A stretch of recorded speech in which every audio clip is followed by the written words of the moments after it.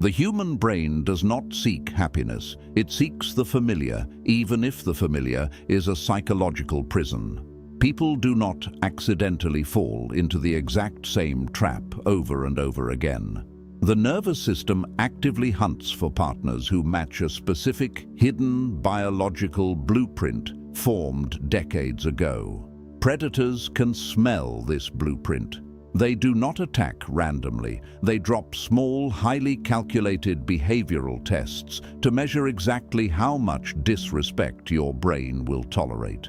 Breaking this loop does not require motivation or positive thinking. It requires a cold biological override of the exact neural pathways that make a person crave their own destruction. Understanding this exact mechanism is the only way to stop the brain from handing absolute power to a person who is secretly designed to consume it. The cycle begins long before the predator ever enters the room. The brain builds a survival map during early childhood development that dictates what love is supposed to feel like. This relies on the strict psychological principle of schema chemistry, where the mind creates a template based on its early environment. If a child had to earn attention by being perfectly quiet, the brain permanently links love to emotional starvation. When an individual with this code meets a healthy, safe partner, the amygdala remains completely silent. The brain mistakes this lack of biological panic for a lack of passion, labeling the safe person as completely boring. This broken schema acts like a massive beacon for manipulative people. When the victim meets someone who shows subtle signs of emotional distance, the brain recognizes the familiar danger and floods the body with adrenaline. The victim completely mistakes this survival panic for true love, which blinds them to the predator's earliest tests. Predators test boundaries early, like making a subtle, demeaning joke about the victim in public and claiming they are just teasing. The brain's natural response to an insult is anger, which is a survival signal designed to protect a person from harm. But the victim's damaged schema suppresses this natural anger to keep the peace, signaling absolute, silent compliance to the predator. Once compliance is proven, the real extraction process begins. The predator will flood the victim with intense attention and praise, only to suddenly withdraw all of it for no logical reason. This exploits the neurological mechanism of intermittent reinforcement, which makes the human brain incredibly sensitive to unpredictable rewards. When the predator stops texting back, the victim's brain registers a massive drop in dopamine, causing severe psychological distress and an intense physical craving. The victim is no longer experiencing love. They are turned into a chemical addict who is biologically dependent on the predator's unpredictable moods to survive. This severe addiction forces the victim to start hallucinating to protect themselves from reality. The human mind cannot hold two conflicting beliefs at the same time without experiencing the severe mental pain of cognitive dissonance.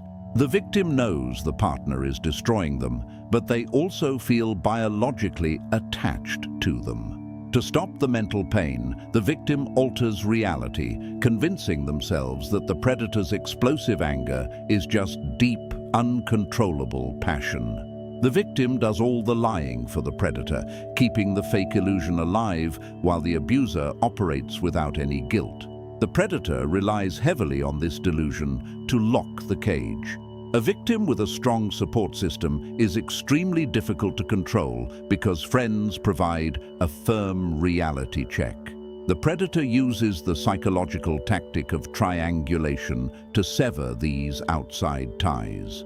By subtly planting deep seeds of doubt about the victim's friends, the predator triggers the victim's threat response toward their own support network. The brain is tricked into viewing natural protectors as dangerous enemies, giving the predator a total monopoly on the victim's perception of reality. With the doors completely locked, the predator directly attacks the victim's memory. When confronted with a broken promise or a direct lie, the predator deploys aggressive gaslighting. Gaslighting directly attacks the episodic memory by flatly denying an event ever happened, which forces the victim's brain into a state of severe cognitive overload. The victim's hippocampus begins to malfunction and doubt its own recorded data. The victim completely stops trusting their own mind and hands, all interpretive power over to the abuser, constantly asking them what is real and what is false. Destroyed self-trust forces the victim into the role of the infinite caretaker. They begin to believe that if they just try harder, the predator will finally change. This activates the psychological trap of the sunk cost fallacy, where the brain calculates the massive amount of time and emotional pain already invested. To leave now would mean accepting a total, devastating loss, which the ego absolutely refuses to do.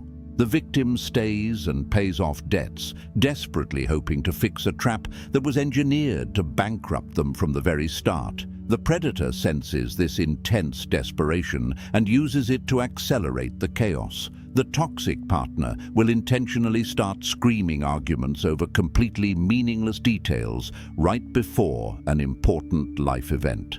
This sudden, irrational conflict severely spikes the victim's cortisol levels, completely shutting down the prefrontal cortex.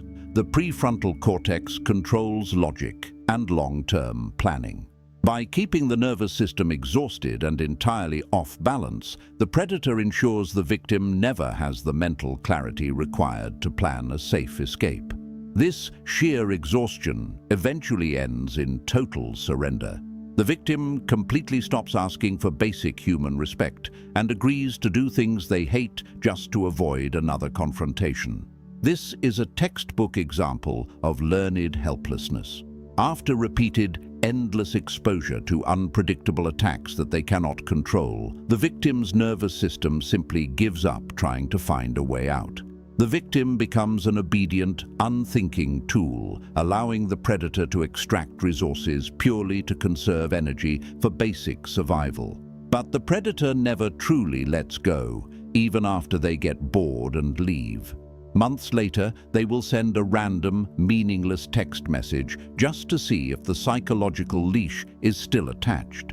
This utilizes the cold principle of intermittent hovering. When the victim sees the message, their brain experiences a massive cortisol and dopamine spike, instantly ripping open the old addiction pathways. The predator does not want the victim back. They just want confirmation that they still own the victim's mind. By replying, the victim restarts the destruction from the very bottom. Even if the predator vanishes forever, the pattern survives inside the victim's nervous system. Healthy, peaceful interactions now feel incredibly anxiety-inducing, while the metallic scent of a predator feels like coming home. This is driven by a mechanism called repetition compulsion. The unconscious mind attempts to resolve the old trauma by seeking out a new partner who shares the exact same toxic traits as the last one. The brain tries to rewrite history by conquering a new predator, but it simply walks the victim right back into the slaughterhouse. The victim stays trapped in this slaughterhouse by endlessly demanding an apology. The human brain hates open loops and relies on narrative completion, obsessing over an unfinished story until it makes logical sense. Predators weaponize this ambiguity to keep the victim obsessed from a distance, because leaving things unexplained forces the victim to keep thinking about them. The only way to close the loop is to accept the cold fact that the predator never cared. A person does not wait for a blood-sucking parasite to apologize for feeding on them. The final layer of this trap is something victims completely refuse to look at. Victims often believe their endless empathy makes them highly innocent and morally superior to the toxic partner.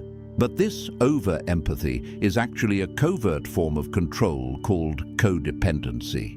The victim uses their extreme caretaking as a survival strategy to silently manipulate the predator into staying. By constantly fixing the toxic partner, the victim uses the daily chaos as a loud distraction to avoid looking at their own deep feelings of worthlessness. Until the victim admits their own dark role in the dynamic, they will always be a walking magnet for predators. The cycle only breaks when the brain is forcefully reprogrammed through absolute isolation. Healing is not about finding a better partner or talking endlessly through the pain. It is about starving the trauma bond to death. The victim must endure the severe psychological withdrawal of cutting off all toxic stimuli entirely. When they accept the cold reality of human predatory behavior, the old neural pathways literally wither and die. The broken schema collapses under the heavy weight of strict boundaries. The pattern breaks the exact second the mind decides to become an impenetrable fortress, leaving the predator banging on a heavy door that will never open again.